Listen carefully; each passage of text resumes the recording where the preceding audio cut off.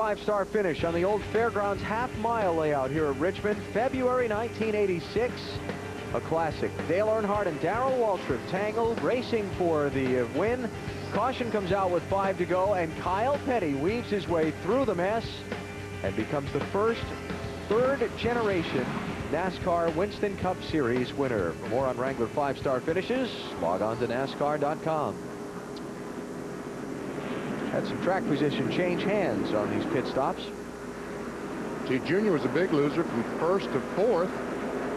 Gordon took over the lead. Harvick stayed the same. Newman, what a great pit stop for those guys. Fifth to second. 1:26 to go as we get the restart.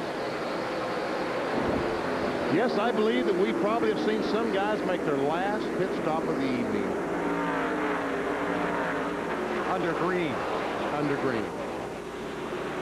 Well, under caution, Bill. I think they might stay on the racetrack for track position. Ooh. How about the 12 car, Matty?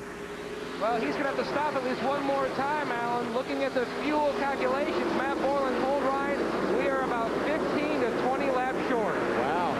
Really? Wow, that's not believe. Ryan Newman running second to Jeff Gordon. On board Kevin Harvick, the third place driver.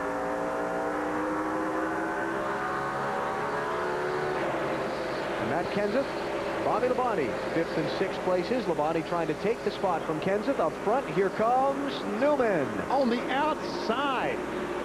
How about driving up on the outside of Jeff Gordon to take the lead? Harvick's going to try the same thing. Something wrong with the 24, Dave? Jeff thinks the right rear might be flat. That's how bad it feels right now. Yeah, you can see him a little bit loose off the 4 there. So I think he's just going to be careful here for a lap or two to make sure that it isn't flat. That's what you got to do. When you think you have a flat tire, you don't want to pull in for sure. You want to kind of make sure you have a flat. You want to hope that it's just the pressures or something like that. But Squeeze there, huh? A lot of time. Jamie McMurray, 42 car, not on the lead lap. He's the there's first car Jamie. 1 lap down. he got that thing sideways again. Well, what happened? The 18 car got between him. He was 3 wide, but he wisely went to the top to give the 18 some room, but as you said, too high. Let's talk about low tire pressures. Somebody like Jeff Gordon on that restart.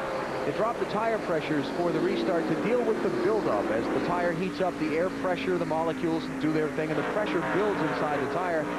Is it easy to be fooled by a low tire pressure in the first couple laps after a restart? Absolutely. These tires are so sensitive. When you think they're taking out or putting in just a pound of pressure, you think you wouldn't feel that, but you really do feel it in these tires. And yeah, Alan, if your pressures are too low, the car is real wormy or squirrely until you get those pressures built back up. Their air pressure gauge that they use are in tenths of a pound, like 10.2 pounds per square inch. Bobby Labonte's got it going on after this restart. Just took third away from Dale Jr.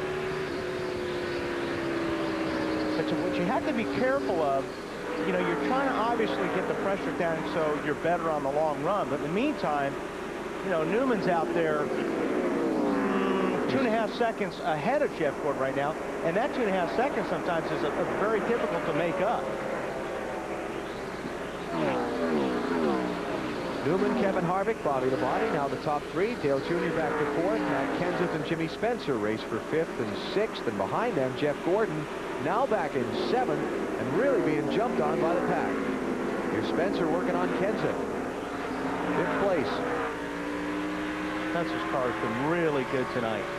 Been terrific, and it's even better on the long run. So if they can keep this thing going and just maintain for the first 15, 20 laps, I think he's going to be okay. Talking about Spencer in the 7. Jimmy's car gets off. It looks like this last couple runs, car's been getting off the corners really strong. Ward Burton just got by Jeff Gordon, putting the 24 back to 8th place. Now Jeff Burton is working on him for 9th. And up front for 2nd place, Bobby Labonte is rolling. How about Labonte? And I tell you, they made wholesale changes to this 18 car today because they said he was terrible. You know, BP, I spent some time with Bobby up in the transporter late this afternoon before the drivers' meeting. I said, you finished 2nd here in May, same car? I said, yep. I said, going to have a similar result? He said, nope, we're not good. Whatever they did on it has worked. Well, not only that, but they made a lot. They must have made lot of changes here in the last couple of pit stops, too. Jeff Gordon, meantime, really hoping for a caution flag. And Well, he's there got you it. go. Oh, a hard crash. Elliott Sadler is backed into the wall in turn 1. Looks like the safer barrier might have worked for Elliott Sadler's car. Safer barrier being the softer wall technology that this racetrack has installed for this race. First put in at the Indianapolis Motor Speedway a couple of seasons ago now. And BP, that softer wall is something that you've been advocating for a long time. Long time, since the late 90s, not even the mid 90s. And I tell you, when I walked in here and saw that, Alan, I felt so good that finally it's there. I don't know if those body guys are going to agree with the softer wall term. Oh, no, it's still a wall. Well, that's why softer, not soft. I think the people that call them soft walls, I'm sorry, that's a misnomer. Definitely not. Yeah. Elliott Sadler, home state of Virginia. 90 miles from here is his hometown. It's going to be a long trip, those 90 miles tonight. It's hard to say what might have happened to cause him. And that was some heavy. Yeah, the body man, there's nothing soft about that, they will tell me.